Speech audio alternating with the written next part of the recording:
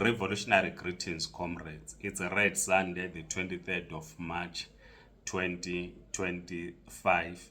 We are discussing in our political education the democratic transfer of power in Zimbabwe. We are looking into the former liberation movement, Zanu PF. We know that we have our views, but around the question of Zanu being an authentic liberation movement, but it's for discussion for another day.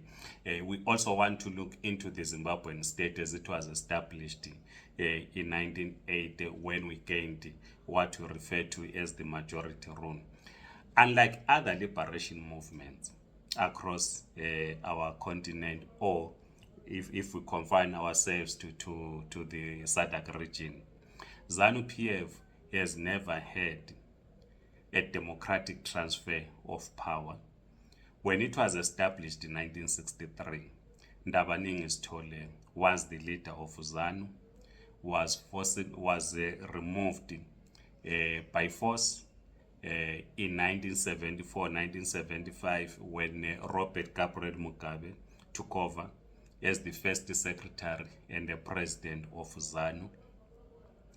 We know that in 2017 he was forced to resign by the military after the military had rolled its tanks in the streets in Zimbabwe, and the mass of the people pouring into the streets in support of the military we refer to as a Bond coup.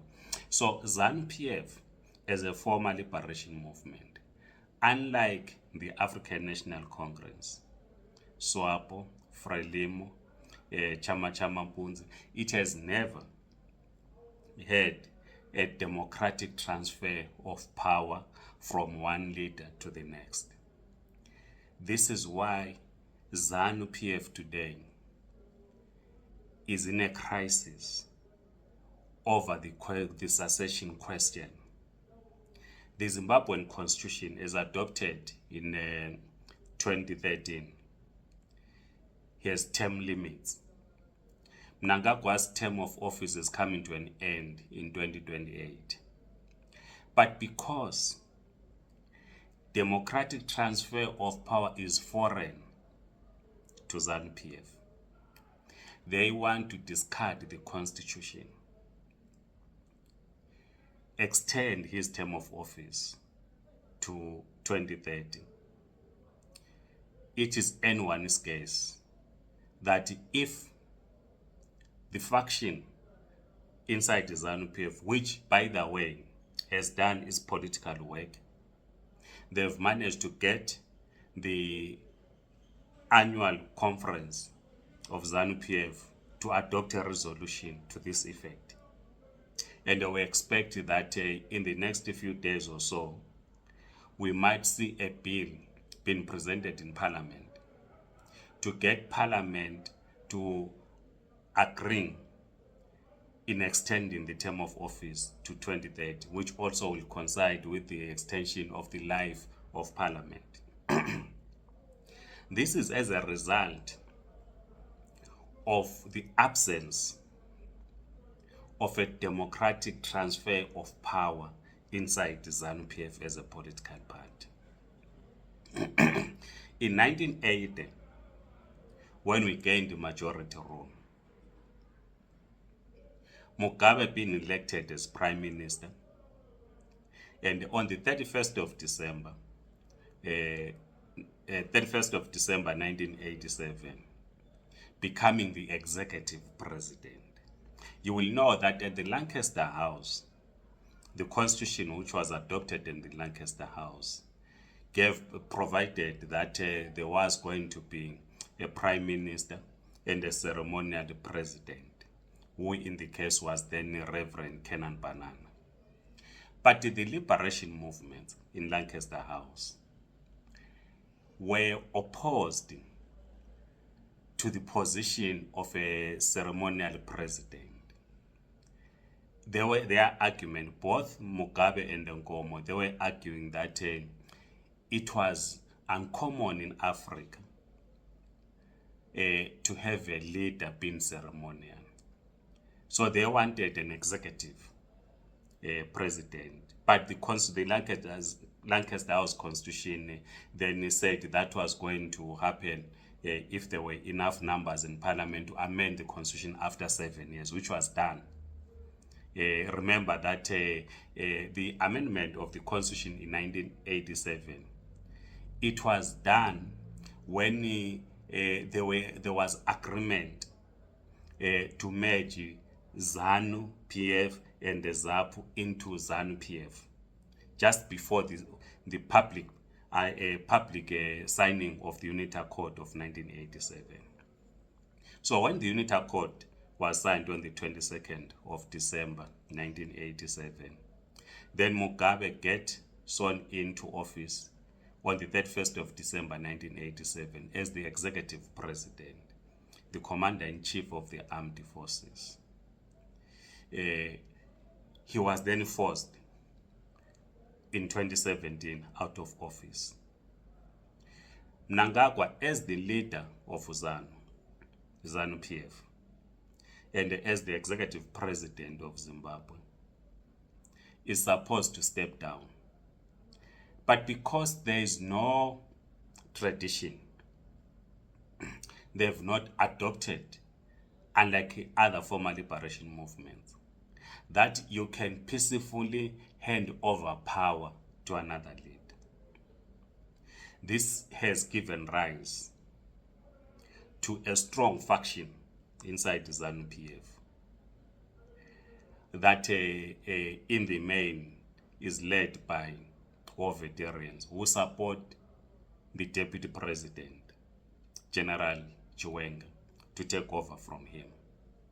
But because the succession question remains problematic, or the former liberation movement is unable to resolve the succession question, and they still believe that in Africa, you cannot have a new leader when another leader is still alive. It's going back to how Africa was governed under a feudal society, where you cannot come up with a new king when the king is still in office, or a chief. The argument in isiNdebele, alikho ilanga eliphuma elinye lingakatshoni.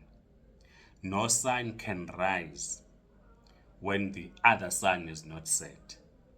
That's the argument which you are accustomed to under a feudal society. So the other liberation movements have been able to, even though there are challenges in terms of the election of a successor, but at the very least, they've mastered it. They've been able to agree that if the national constitution says that it's 2 terms, it has to be 2 terms. Of course, we saw in Namibia, Namibia gaining its majority rule in 1990. We saw the late President Sam Nujoma, who then amended the constitution to run for a 3rd term. When he then finally left office as a head of state and government, he also continued to hold on as the leader of SWAPO. But the SWAPO has been able to deal with this question. Same with the Frelimo. It has been able to deal with this question. Same with the African National Congress. It has been able to deal with this question. Yes, of course, there were also challenges in Angola with the PLA when then President Eduardo dos Santos, who stayed in power for a very long time, when he finally handed over power, as we would know, there were then problems with the new president, the current president who had taken over, leading to former President dos Santos dying in what others perceived to have been in exile. So Zanu PF is caught up in this dilemma that it cannot resolve the succession question. Our position, therefore, and of course in the next video, I'll talk about the problem of transfer of power even within the opposition in Zimbabwe, which then gives rise to the politics of cultism. But as I move conclusion for the purposes of this discussion, our position as the Zimbabwe Communist Party is that while we have expressed our view on the 2013 Constitution, that it does not represent the working class and peasantry, but we agree as a party that we must respect the provision on term limits, that in 2028 we must have an election that will produce a new president other than Emmerson Mnangagwa. Of course, it should not just be an election. We must have an election which all of us agree on. We must ensure that an election that is held in Zimbabwe in 2028 at least is held under the minimum standards for holding democratic elections as provided for in SADC and in our own constitution in Zimbabwe. We are opposed, as we have said previously, to the extension of the term limits. If Mnangagwa wants to remain as first secretary and the president of Zanu PF, that is their problem. They are an institution of which we have no interest on who leads it. But when it comes to the national leadership, we must have an election in 2028. This is why, as the Zimbabwe Communist Party, we support the forces who are opposed to the 2030 agenda. We explained in the previous video that our support is not about finding ourselves of trying to find some accommodation in one faction of Zanu PF. But we support the anti-2030 agenda in principle, that our history teaches us that we should not get to a point where we think it is an individual that is meant to lead for life. No. We are for collective leadership. That a leader who emerges from the people, a leader who is sponsored by the party, a party that wins elections, that party must be capable enough to forward a new candidate and continue, if they so believe, and the people support that, continue with the policies of that particular political party. So we are opposed to the notion which says, if this leader steps down, then Zimbabwe will collapse. We are opposed to that. So we support the forces, the anti-2030 forces, on this position of refusing to allow a democratic handover of power from one leader to the other. We'll continue with this discussion in our next political education. Otherwise, please, comrades, feel free to contribute in the comment section. Write your views, like this video, subscribe to this YouTube channel. If you're on TikTok, please do follow us. Otherwise, Amandla, comrades. Red Salute.